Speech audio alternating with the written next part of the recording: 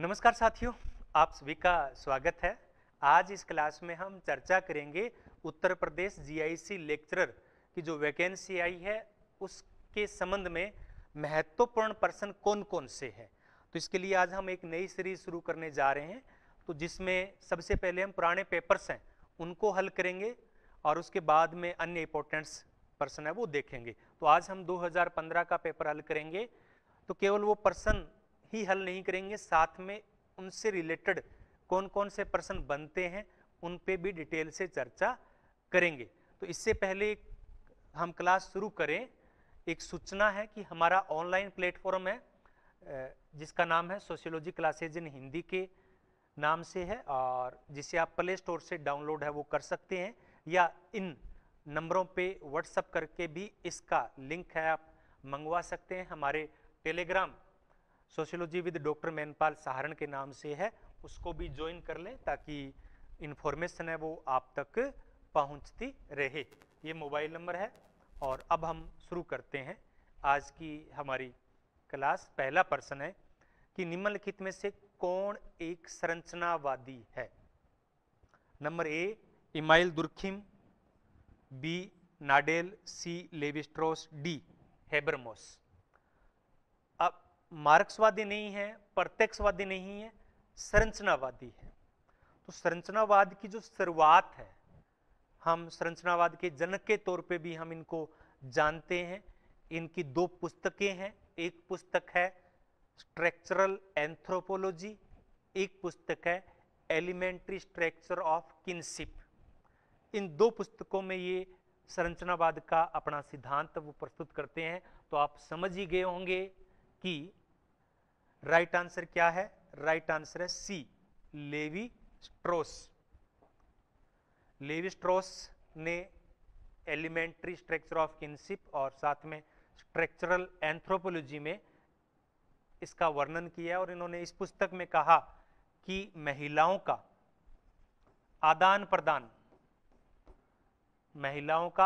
प्रदान ही प्रारंभिक संरचना का आधार था, और यहीं से नातेदारी है वो विकसित हुई थी। प्रश्न नंबर 2 है, निम्नलिखित में से कौन समाज शास्त्री ऐसे हैं जिन्होंने प्रबल जाति की अवधारणा प्रस्तुत की।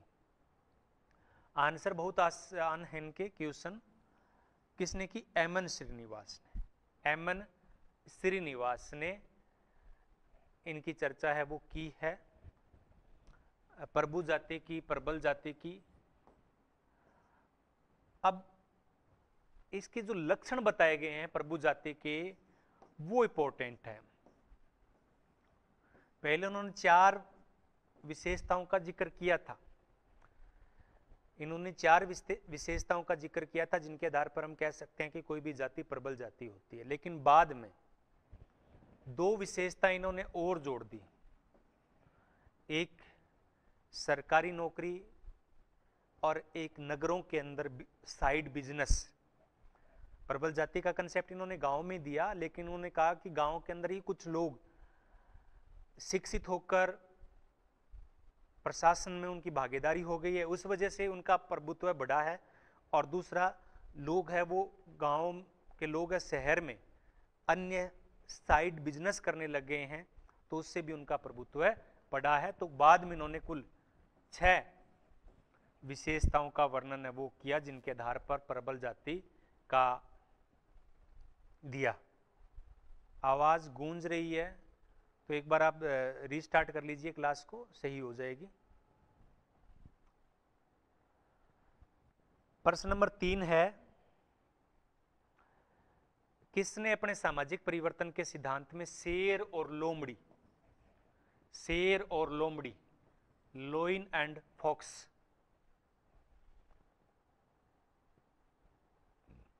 तो ये कंसेप्ट है वो मैकियावेली से लिया गया था। सामाजिक परिवर्तन का इन्होंने सिद्धांत दिया था, और इन्होंने कहा था कि जो अभिजन वर्ग होता है उसमें 2 प्रकार के लोग होते हैं, एक शेर और एक लोमड़ी, चालाक लोग, जो सत्ता प्राप्त करने का प्रयास है वो करते रहते हैं। तो इसका राइट आंसर क्या है? Wilfred Pareto. क्या है? Wilfred Pareto. तो ये इन्होंने दिया था और इन्होंने कहा कि शेर है वो सत्ता में होते हैं और लोमड़ियाँ है वो चालाक होती है और जो सत्ता हथियाने की फिराक में रहते हैं। डेपरन्स बुक से वेरी गुड। तो ये है और ये सत्ता का परिभ्रमण इनका चलता रहता है, इसलिए इनके सिद्धांत को हम बोलते हैं अभिजात वर्ग का परिभ्रमण सिद्धांत। अभिजात वर्ग का परिभ्रमण सिद्धांत। निम्नलिखित में से किसने समाज के अध्ययन में बुर्जुआ और सर्वहारा पदों का प्रयोग किया? बुर्जुआ और सर्वहारा पदों का प्रयोग है वो किया था। तो सर्वप्रथम पता ही आपको, ये मार्क्स ने अपने वर्ग संघर्ष के सिद्धांत में बुर्जुआ यानी उच्च वर्ग और सर्वहारा यानी निम्न वर्ग, इसमें उन्होंने एक बुर्जुआकरण और सर्वहाराकरण दो कंसेप्ट और आ जाते हैं यहां पे। कई जगह बुर्जुआकरण और सर्वहाराकरण, इन दो शब्दावलियों का प्रयोग है वो और होता है। तो बुर्जुआकरण का तात्पर्य एक ऐसी प्रक्रिया जिसमें निम्न लोग या मध्यम लोग उच्च वर्ग में पहुंच जाते हैं, और सर्वहाराकरण की बात है वो मुख्य रूप से मार्क्स के द्वारा ही कही गई थी। उन्होंने कहा था कि जब पूंजी का एक जगह एकत्रीकरण होता है तो धीरे धीरे जो बीच वाले लोग होते हैं वो भी मजदूर बन जाते हैं, और इस प्रकार से सर्वहारा वर्ग में, मजदूर वर्ग में लोगों का मिलना सर्वहाराकरण कहलाता है। निम्नलिखित में से किसने भूमिका पुंज और परिस्थिति पुंज की अवधारणा को प्रस्तुत किया? भूमिका पुंज और परिस्थिति पुंज। पुंज को हिंदी में कई नामों से पहचाना जाता है। इसको समुच्चय भी बोला जा सकता है, इसे और कई नाम भी इसके लिए यूज है वो होते हैं। हिंदी के अंदर 4-5 शब्दावली का प्रयोग है वो प्रतिमान भी आ जाता है कई जगह, कई बार इसमें भूमिका प्रतिमान और परिस्थिति प्रतिमान। इसके अलावा अभी मैं याद नहीं कर पा रहा हूँ, संकुल का प्रयोग आ जाता है, भूमिका संकुल और परिस्थिति संकुल। इस प्रकार से कई शब्दावली का प्रयोग है वो हिंदी में किया जाता है। लेकिन अपने को क्या है कि यहां पे आएगा role set, role set, SET set. तो यहां पे role set and status set English में केवल एक शब्दावली का यूज किया जाएगा। तो ये किसने दिया? RK मर्टन ने। किसने दिया? RK मर्टन ने। कुल 3 कंसेप्ट का एक साथ यूज किया था, परिस्थिति श्रृंखला कंटिन्यूटी और भूमिका पुंज और परिस्थिति पुंज। अब दोनों में अंतर क्या है? हम मात कहाँ खा जाते हैं? हम इनको समझने में मात खा जाते हैं। एक है, पहला है परिस्थिति पुंज। तो अब क्या होता है, एक व्यक्ति की बहुत सारी परिस्थितियां होती है। सेट यानी एक पूरा बोलते हैं, दर्जन बोल देते हैं, गिलास का सेट है, कप का सेट है। उसी प्रकार से व्यक्ति की बहुत सारी परिस्थितियां होती है। वो पत्नी भी हो सकती है, वो माँ भी हो सकती है, वो बहू भी हो सकती है, वो बेटी भी होती है, अलग अलग परिस्थितियां। इसी प्रकार से एक आदमी होता है, वो भी एक पुत्र होता है, वो पिता होता है, वो भाई होता है, वो किसी का चाचा होता है। तो इस प्रकार से अनेक परिस्थितियां होती है। तो इनको हम बोलते हैं परिस्थिति सेट। अब ये अलग अलग परिस्थितियां हैं, लेकिन जब एक ही परिस्थिति के साथ, जैसे कोई डॉक्टर है तो डॉक्टर के साथ में उसकी परिस्थिति डॉक्टर है, डॉक्टर है वो उच्चाधिकारियों के साथ अलग उसके लिंक होंगे, पाठी होंगे, डॉक्टर होंगे, कंपाउंडर होंगे, मरीज के साथ जो बीमारदार के साथ तीमारदार होंगे, उनके साथ अलग प्रकार की भूमिका रहती है। वो मरीज को नहीं कहता सकता कि ये तेरे ये प्रॉब्लम है, वो उनके परिजन को बता सकता है। तो इस प्रकार से एक ही परिस्थिति से जुड़ी हुई अनेक भूमिकाओं को भूमिका सेट कहते हैं। क्या कहते हैं?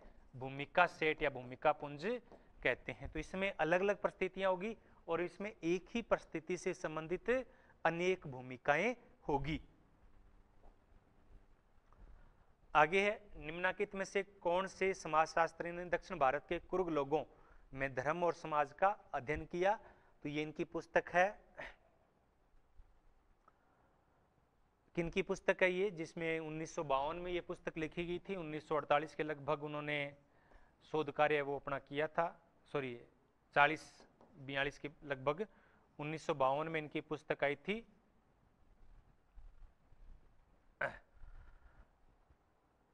तो ये एमएन श्रीनिवास की थी, जिसमें उन्होंने religion and society among the Coorgs in South India पुस्तक ये लिखी थी, एमएन श्रीनिवास, जिसमें इन्होंने संस्कृतिकरण का कंसेप्ट है वो दिया था। आगे है, निम्नलिखित में से कौन एक शोध प्रारूप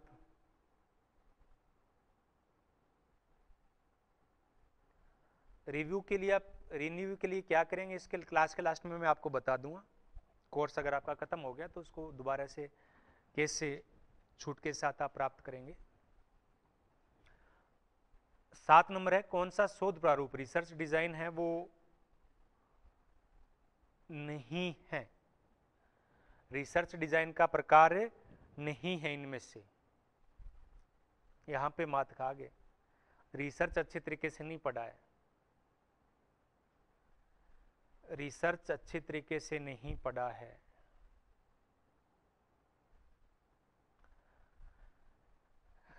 अब जाके लास्ट में जाके 2 के आंसर है वो सही आए। अनुभवनात्मक रिसर्च होते हैं वो मुख्य रूप से 3 प्रकार के होते हैं। मुख्य रूप से, वैसे तो बहुत सारे प्रकार हैं रिसर्च के, मुख्य रूप से 3 प्रकार है, विवेचनात्मक, अन्वेषणात्मक और प्रयोगात्मक, या इसे वर्णनात्मक भी बोल देते हैं। क्या बोल देते हैं? वर्णनात्मक। तो ये 3 प्रकार है, मुख्य रूप से 3 प्रकार। अनुभव के आधार पे रिसर्च की जाती है, लेकिन ये कोई शोध प्रारूप नहीं है, ये रिसर्च डिजाइन का प्रकार नहीं है। तो थोड़ा आप रिसर्च को देख लीजिए, मैंने करवाया हुआ है। तो ये अन्वेषणात्मक, वर्णनात्मक और प्रयोगात्मक होते हैं। चौथा प्रकार है वो नहीं है। मुख्य रूप से 3 प्रकार है, बाकी तो बहुत सारे हो सकते हैं। निदानात्मक हो सकता है, ये व्याख्यात्मक हो सकता है, बहुत टाइप्स हैं, लेकिन मुख्य रूप से ये 3 टाइप्स हैं।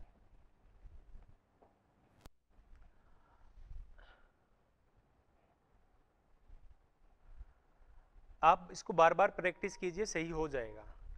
8 नंबर है, निम्नलिखित में से कौन एक प्रत्यक्षवाद का स्पष्ट आलोचक है? प्रत्यक्षवाद।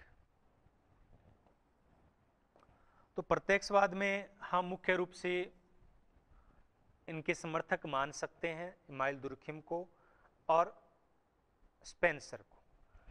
मैक्स वेबर प्रत्यक्षवादी नहीं है, लेकिन यहां पे पूछा गया है कि कौन स्पष्ट आलोचक हैं, तो इसमें नाम आएगा हेबरमास का। किसका आएगा? हेबरमास का आएगा। हेबरमास है वो प्रत्यक्षवाद के, प्रत्यक्षवाद एक ऐसी आइडियोलॉजी है जो यथास्थिति को बनाए रखना चाहते हैं। तो प्रारंभिक जो थिंकर थे वो इसके समर्थक हम इनको मान सकते हैं, लेकिन क्रिटिकल सोशियोलॉजी है, विवेचनात्मक समाजशास्त्र है, जिसमें मुख्य रूप से जो जर्मनी का फ्रैंकफर्ट संप्रदाय है, बिल्कुल डीपी मुखर्जी भी है, जो फ्रैंकफर्ट संप्रदाय है जिसमें 4-5 थिंकर आते हैं, तो वो प्रत्यक्षवाद के प्रबल विरोधी है। या यूं कहेंगे कि जो मार्क्सवादी है वो प्रत्यक्षवाद के स्पष्ट आलोचक होंगे, क्योंकि प्रत्यक्षवाद कहता है कि यथास्थिति बनी रहे, गरीब गरीब बना रहे, अमीर अमीर बना रहे, व्यवस्था बनी रहनी चाहिए, कैसे भी बनी रहे चाहिए। लेकिन जो मार्क्सवादी वो कहते हैं कि परिवर्तन होना चाहिए। 9 नंबर है, किसने यांत्रिक एकता और सामवेई एकता में भेद किया? यांत्रिक एकता और सामवेई एकता में भेद किया, तो ये वर्गीकरण है वो इमाइल दुर्खिम का है। तो अलग अलग लोगों ने इसके लिए अलग अलग शब्दावली का प्रयोग है वो किया है। इसी को ऑगस्ट कॉम्टे ने अलग प्रकार से बताया है, स्पेंसर ने अलग प्रकार से बताया है। जो सरल समाज और जटिल समाज की बात है उसमें कही जा रही है। सामाजिक यांत्रिकी और स्थितिकी, स्थितिकी का है इसके लिए कॉम्टे ने, और जो सामवेई है उसके लिए गतिकी कहा है। तो ये आदिम समाजों की विशेषता होती है। यहाँ पे जो कानून होता है वो दमनात्मक, प्रतिशोध नहीं, प्रतिशोध वाला होता है, प्रतिशोधात्मक होता है। और जो सामवेई समाज है वो आधुनिक समाजों की विशेषता और कानून है वो क्षतिपूर्ति वाला होता है, नुकसान की भरपाई करने वाला होता है। आगे है 10 नंबर, किसने अपने सामाजिक परिवर्तन के अध्ययन में चेतनात्मक, आदर्शात्मक और भावनात्मक पदों का प्रयोग किया है? तो ये संस्कृति के 3 हैं प्रकार वो बताए गए हैं, जिसे हम पेंडुलम का, सीमाओं का सिद्धांत भी, तरंग का सिद्धांत भी हम इनको कहते हैं। तो ये किनका है? ये पिट्रिम सेरोकिन का सिद्धांत है। किनका है? पिट्रिम सेरोकिन का सिद्धांत है। अब प्रश्न बहुत आसान है, इसलिए मैं ज़्यादा एक्सप्लेन भी क्या करूँगा इसके बारे में। ऐसा लगता है कि बार बार चीज़ें रिपीट हो रही है। किस राज्य में सर्वप्रथम पंचायती राज लागू हुआ? तो 2 अक्टूबर 1959 राजस्थान के नागौर जिले से पंचायती राज की शुरुआत है वो होती है।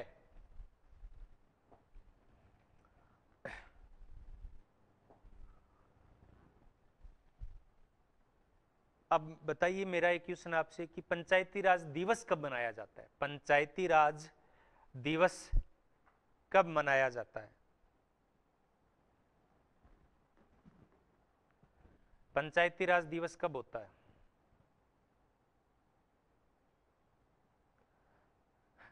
यहां एक एडिशनल क्वेश्चन है कि पंचायती राज दिवस कब मनाया जाता है? 24 अप्रैल। Very good. 11 जुलाई को कौन सा दिवस मनाया जाता है? एक संगीता जी का आया है कि 11 जुलाई। तो मेरा प्रश्न है कि 11 जुलाई को कौन सा दिवस मनाया जाता है?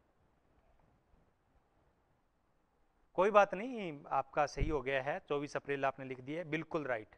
11 जुलाई को जनसंख्या दिवस मनाया जाता है।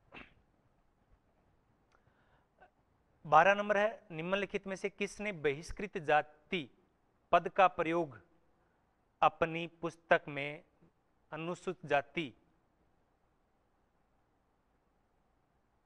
के लिए ब्रिटिश कालीन भारत में किया?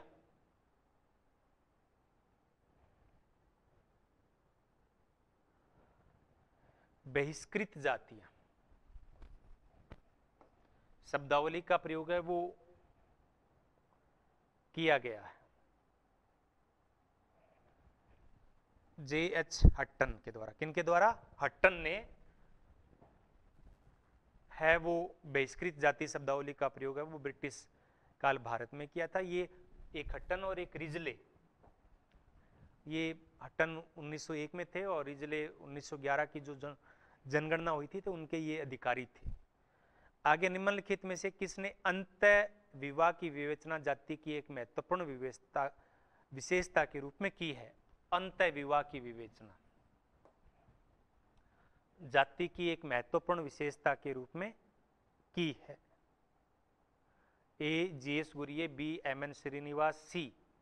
S.C. Dubey, D. N.K. Dutta. तो जाति की विशेषताओं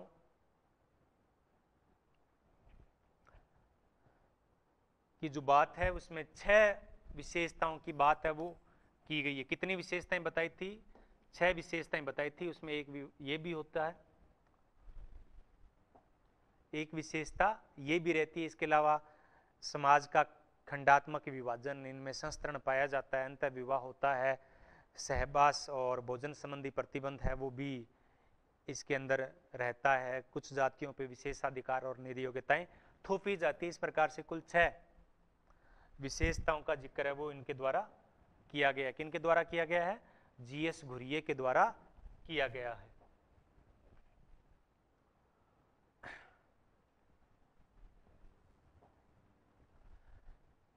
चौदह नंबर है, निम्नलिखित में से किसने पुस्तक होमो हायरकिक्स भारतीय जाति व्यवस्था के संबंध में लिखी है?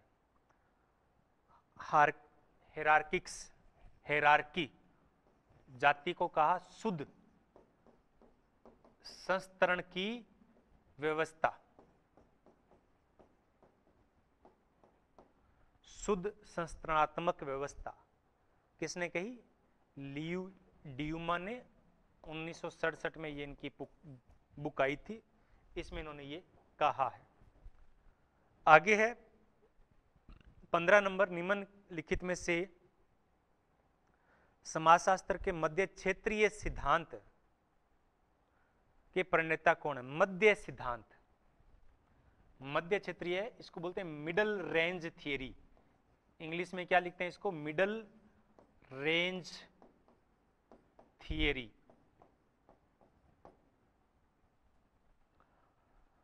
तो ये इससे पहले जो मर्टन है इसके, तो रॉबर्ट किंग मर्टन से पहले है वो वृहद सिद्धांतों की बात की जा रही थी।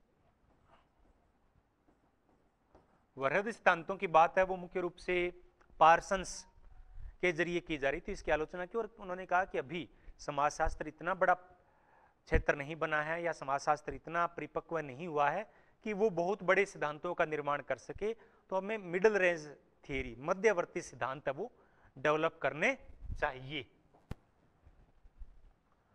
आगे है, किसने जाति के उद्भव के विषय में लिखा है कि भारत में जाति इंडो आर्यन संस्कृति के ब्राह्मण पुरोहितों की संतान है, जिसका लालन पालन पोषण गंगा और यमुना के मैदान में हुआ और यहां से ये पूरे भारत में फैल गई, पूरे भारत में, संपूर्ण भारत में ये फैल गई। संतान की जगह कई जगह आ सकता है शिशु, किसका आ सकता है? यहां पे आ सकता है शिशु आ सकता है। संतान की जगह क्या आ सकता है? शिशु।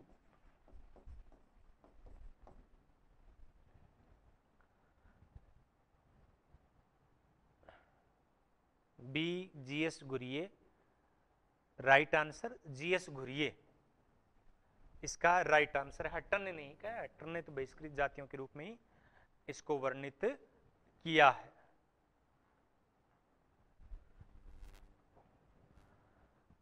निम्नलिखित में से भारतीय संविधान के तहत कौन धार्मिक अल्पसंख्यक नहीं है? बहुत आसान इन्होंने दे दिया,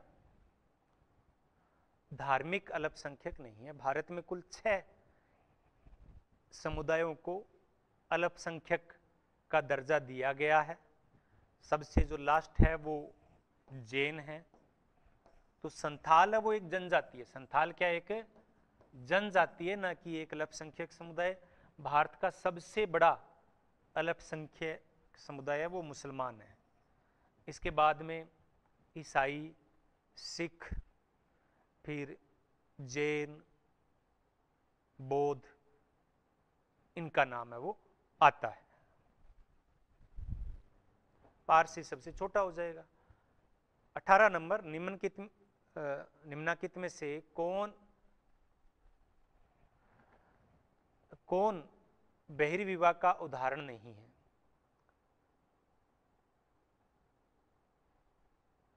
बहिर्विवाह का एग्जाम्पल क्या नहीं है? गोत्र बहिर्विवाह होते हैं, परवर बहिर्विवाह होते हैं, पिंड बहिर्विवाह होते हैं, वर्ण बहिर्विवाह नहीं होते हैं। क्या नहीं होते? वर्ण बहिर्विवाह नहीं होते हैं। वर्ण अंतर विवाह हो सकता है। चार ही तो वर्ण है, ब्राह्मण, क्षत्रिय, वैश्य और शूद्र। ये चार कैसे बाहर विवाह करेंगे? तो सैपिंड,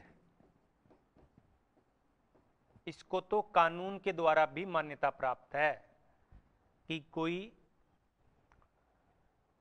सैपिंड विवाह है, यानी अपने पिंड से बहिर्विवाह करना है, उसके अंदर विवाह प्रतिबंधित है, ये तो कानूनी रूप से भी मान्य है। गोत्र बहिर्विवाह और परवर बहिर्विवाह होते हैं, लेकिन कानूनी रूप से ये ऐसी बाध्यता है वो समाप्त कर दी गई थी। वर्ण अंतर विवाह का स्वरूप हो सकता है।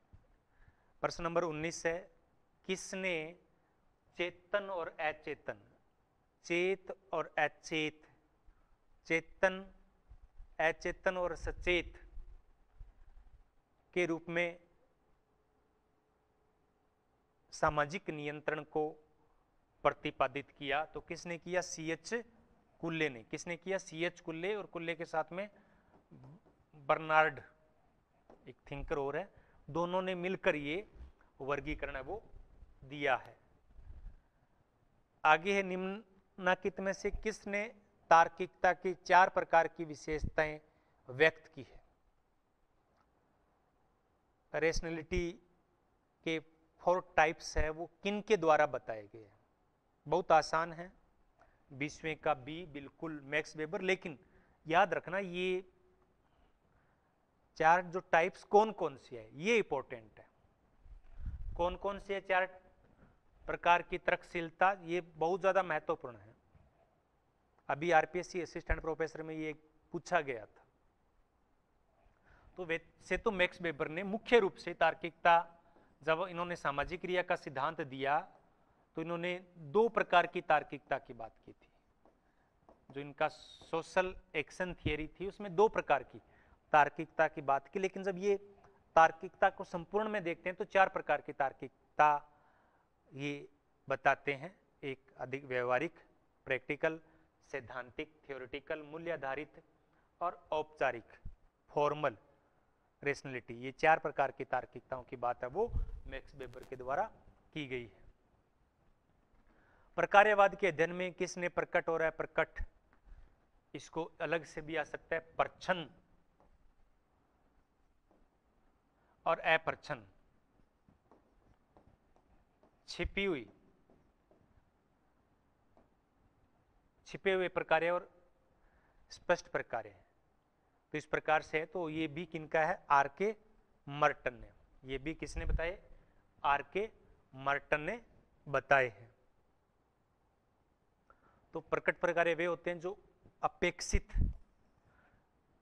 और सामंजस्य बढ़ाने वाले होते हैं। अप्रकट प्रकार्य न तो अपेक्षित होते हैं, न इच्छित होते हैं, न मान्य होते हैं, लेकिन उत्पन्न हो जाते हैं। ये साइड इफेक्ट है। इनको हम एक तौर पे क्या कह सकते हैं? साइड इफेक्ट कह सकते हैं। अब ये 22 नंबर प्रश्न ऐसा है कि जो सबसे ज्यादा बार पूछा गया है, सबसे ज्यादा बार है वो पूछा गया है। ये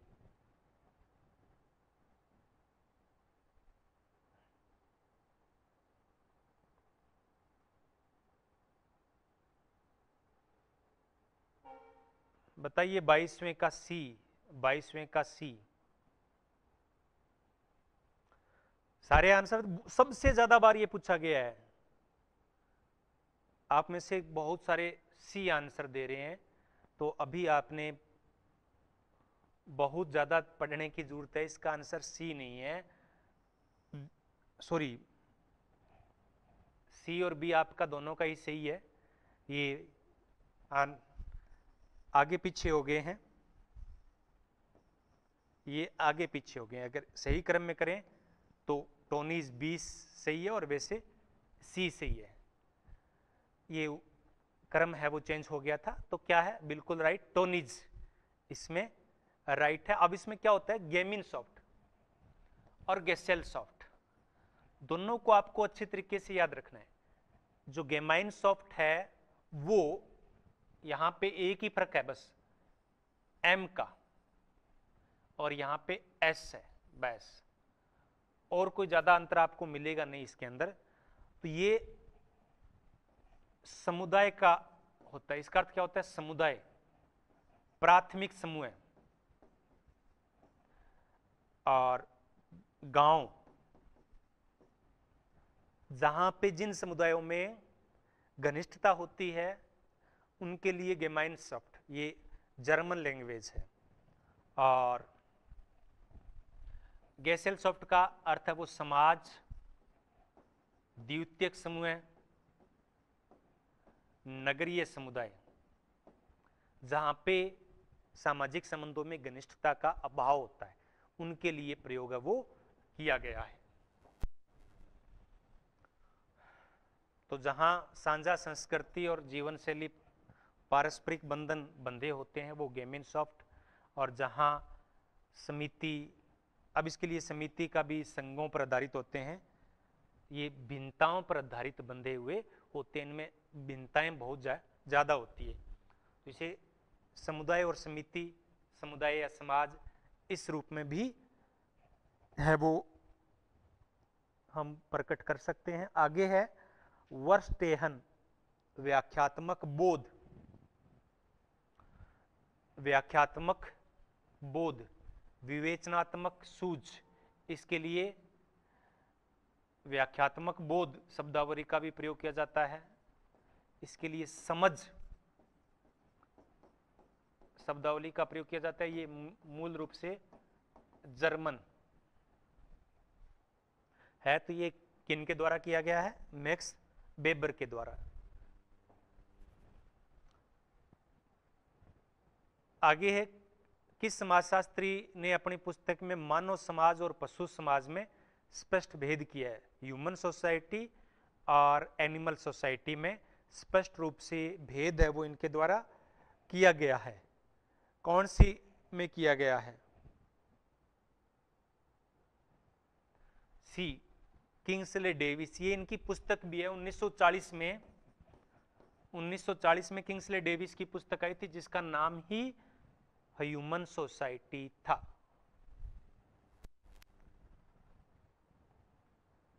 पच्चीस नंबर है, निम्नलिखित में से कौन प्रौद्योगिकी कारकों को प्राथमिकता का विवेचन सामाजिक परिवर्तन में करता है।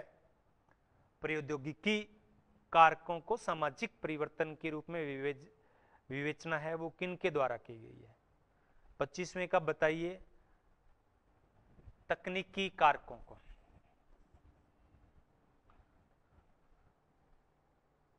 ए मैक्स वेबर, बी मार्क्स, सी Wilfred Preto, D Kingsley Davis.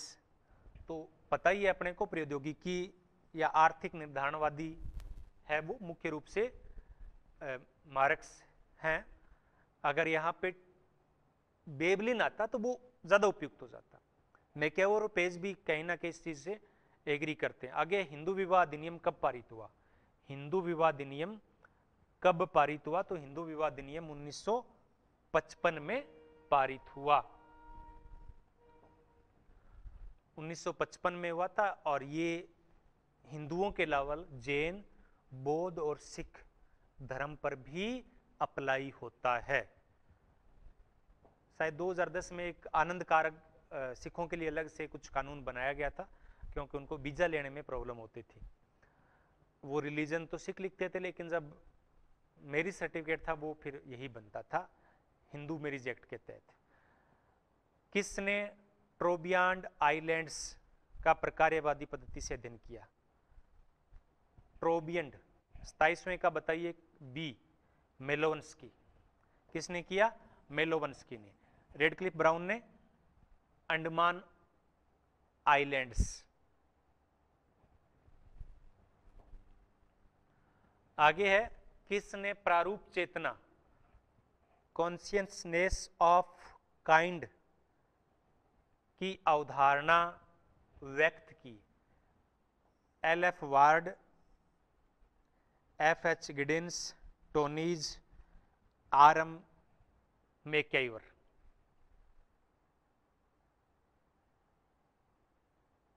B बिल्कुल राइट, गिडिंस ने। किसने? गिडिंस ने ये कंसेप्ट है वो दिया, प्रारूप चेतना। तो इनके अनुसार जो समाज का निर्माण है वो व्यक्तियों की पारस्परिक चेतना या समानता पर आधारित जो चेतना और एकता है उसके कारण होता है समाज का निर्माण। तो ये पारस्परिक चेतना या एकता की बात है, इसके लिए इसका यूज किया गया है। आगे है 29 नंबर, संस्कृतिकरण की प्रक्रिया के विश्लेषण में श्रीनिवास जाति की व्याख्या करते हैं। संरचनात्मक सहवर्ग, सापेक्ष सहवर्ग, अमूर्त सहवर्ग और सांस्कृतिक सहवर्ग। तो किस में करते हैं? ये डी बिल्कुल राइट, सांस्कृतिक सहवर्ग। ये दो होते हैं, तो इसमें संस्कृतिकरण है वो एक सांस्कृतिक परिवर्तन की है, और एक सांस्कृतिक वर्ग है वो दूसरे सांस्कृतिक वर्ग का, यानी एक जाति अपनी संस्कृति की बजाय दूसरे जाति की संस्कृति का अनुकरण करती है।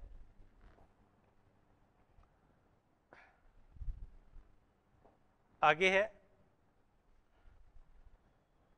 30 नंबर, निम्नलिखित में से भारतीय राष्ट्रवाद की सामाजिक पृष्ठभूमि के लेखक कौन हैं?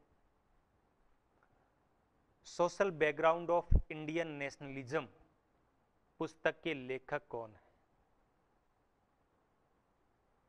30 का C.A.R. देसाई। ये मार्क्सवादी दृष्टिकोण से लिखी गई पुस्तक है, और इसमें जो भारत में राष्ट्रवाद का उदय है उसके बारे में लिखा गया है, और भारत के राष्ट्रवाद के उदय को इन्होंने 5 चरणों में विभाजित किया है। कितने चरण बताए? 5 चरण बताए। 31 नंबर है, निम्नलिखित में से कौन से समाजशास्त्री मानते हैं कि भारत में परिवारों के अध्ययन में कहा गया है कि हिंदू भावनाएं अभी भी संयुक्त परिवार के पक्ष में, हिंदू भावनाएं अभी भी संयुक्त परिवार के पक्ष में है? तो K.M. कपाड़िया, K.M. कपाड़िया। आगे है हैंडबुक ऑफ सोशियोलॉजी पुस्तक के लेखक कौन है? ये पुस्तक है वो किन के द्वारा लिखी गई है? 32 का ए बिल्कुल ऑकबर्न और निमकॉफ, ऑकबर्न और निमकॉफ। मैं फटाफट करवा देता हूं, इतने ज्यादा क्वेश्चन नहीं है कि वो आपने कर नहीं रखे हो। आगे है 33 नंबर, किसका अवलोकन है कि सामाजिक स्त्रीकरण के संदर्भ में यह है कि सामाजिक असमानताएं चेतन रूप से समाज में संस्थापित की जाती है। सामाजिक असमानताएं चेतन रूप से समाज में संस्थापित की जाती है। मैकइवर, डेविस, ट्यूमिन और सेरोकिन, इनमें से राइट आंसर है वो क्या होगा? ज्यादातर का राइट आंसर आ रहा है C, D, A, B।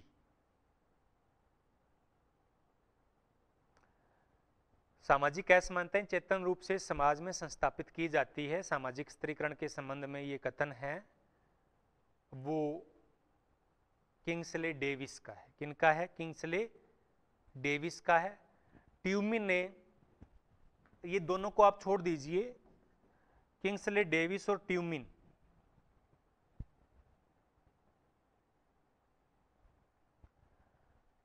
है वो दोनों ही सामाजिक स्त्रीकरण से जुड़े हुए हैं, और इसमें सामाजिक स्त्रीकरण का सिद्धांत है वो किंग्सले डेविस के द्वारा दिया गया था, और इसकी आलोचना है वो ट्यूमिन के द्वारा की गई थी। आगे 34 number, social change in modern India पुस्तक के लेखक कौन है? Social change in modern India, तो ये एमएन श्रीनिवास की सबसे महत्वपूर्ण पुस्तक है जो 1966 में लिखी गई थी। कब लिखी गई थी? 1966 में। ए नहीं है, योगेंद्र सिंह की नहीं है। योगेंद्र सिंह की पुस्तक भी पूछी गई है लेकिन वो आगे है।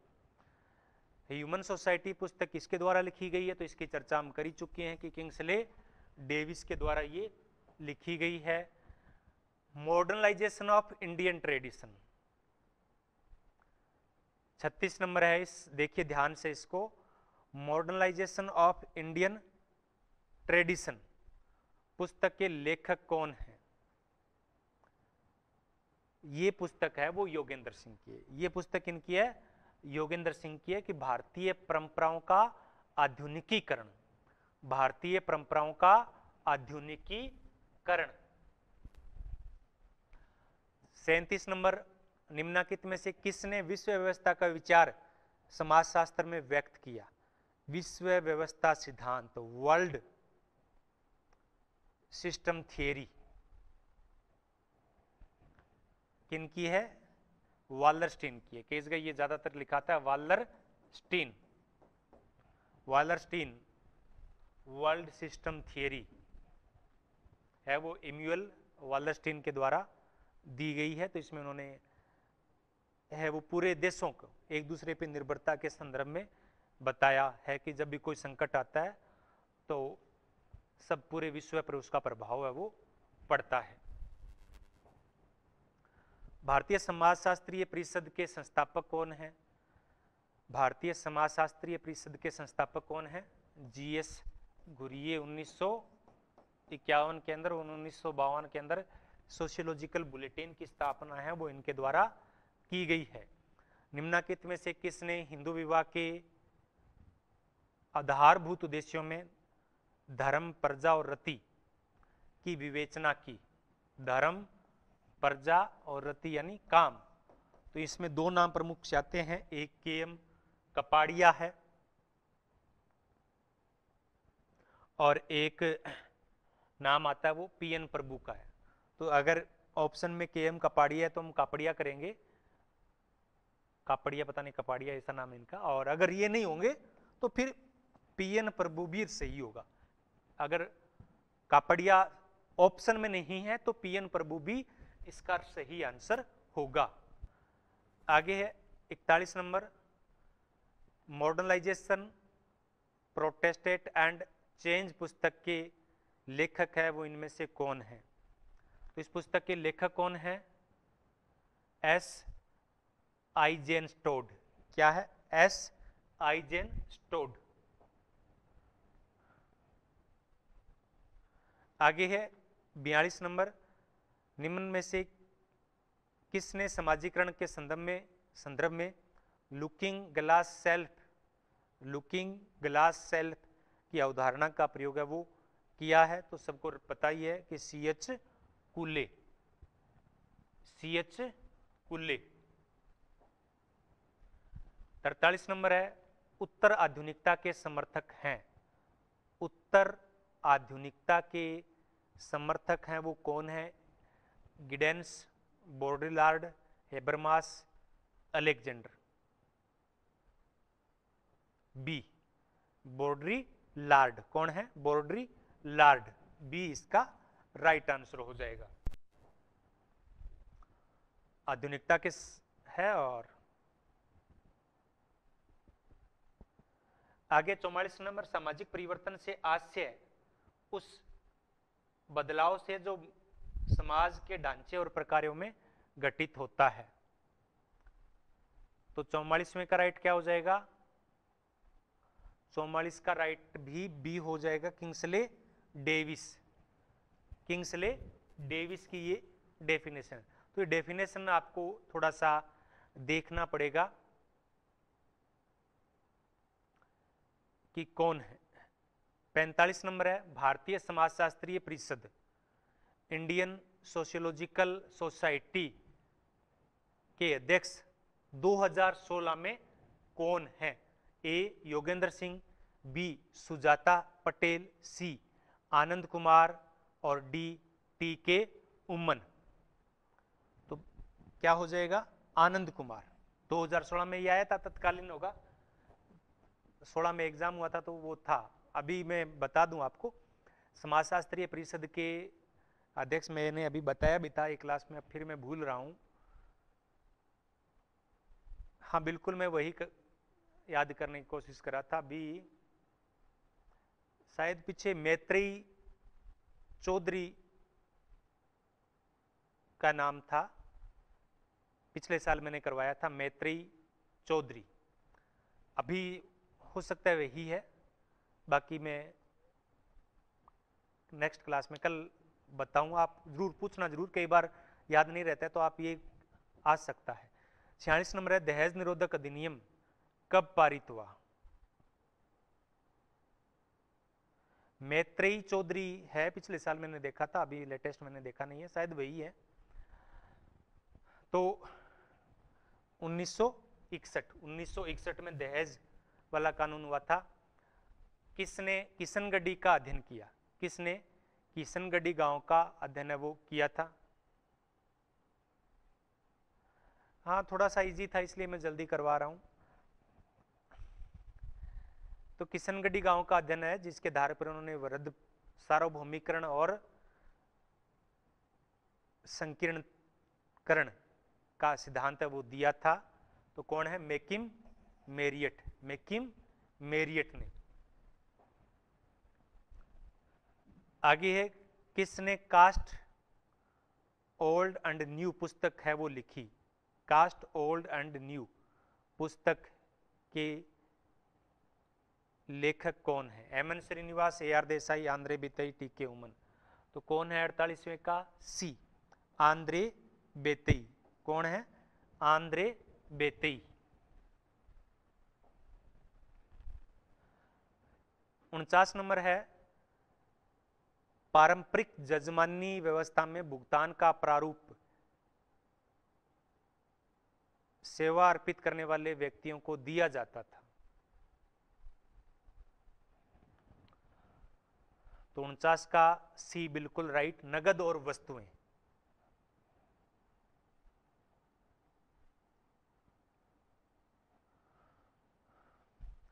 तो पहले नगद तो बिल्कुल नहीं हो सकता, वस्तुएं भी यही नहीं हो सकता, अनुराशि का भुगतान और नगद। तो इसमें तो पहले तो वस्तुएं ही होता था, लेकिन जब नगद चल पड़ा तो नगद भी प्रारंभ हो गया। तो सी, नगद और वस्तुएं दोनों, वस्तुओं और सेवाओं का ये आदान प्रदान है। 50 नंबर है,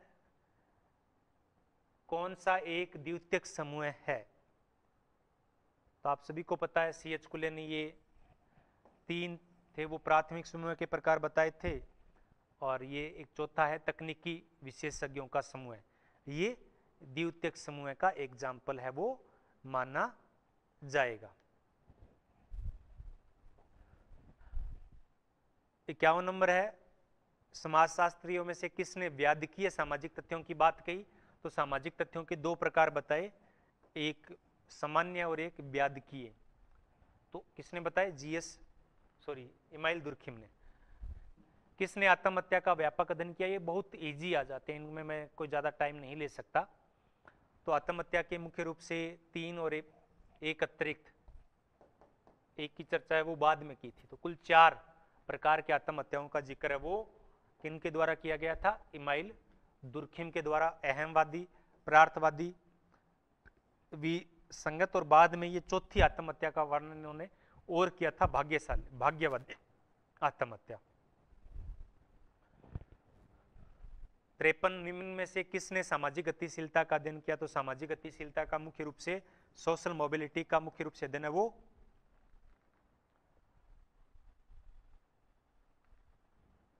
सेरोकिन ने किया। मुख्य रूप से 3 ही, अब कई बार आता है तो ज्यादातर यही आता है कि 3 ही आया है, कभी कभार इसके चौथे का इन्होंने अलग से ही किया था जिक्र, तो चौथे का आ जाता है वर्णन।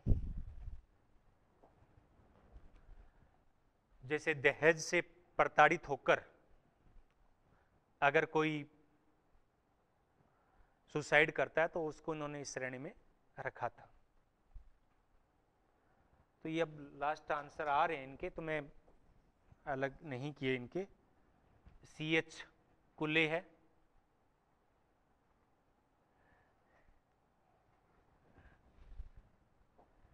और 55 है हिंदू सोसाइटी एकरोस रोड्स, KM पनीरकर। तो ये शायद ये मिस्टेक हो गई है, अगले पेज पे आना था, तो मैं आज 55% ही इसके करवाऊंगा।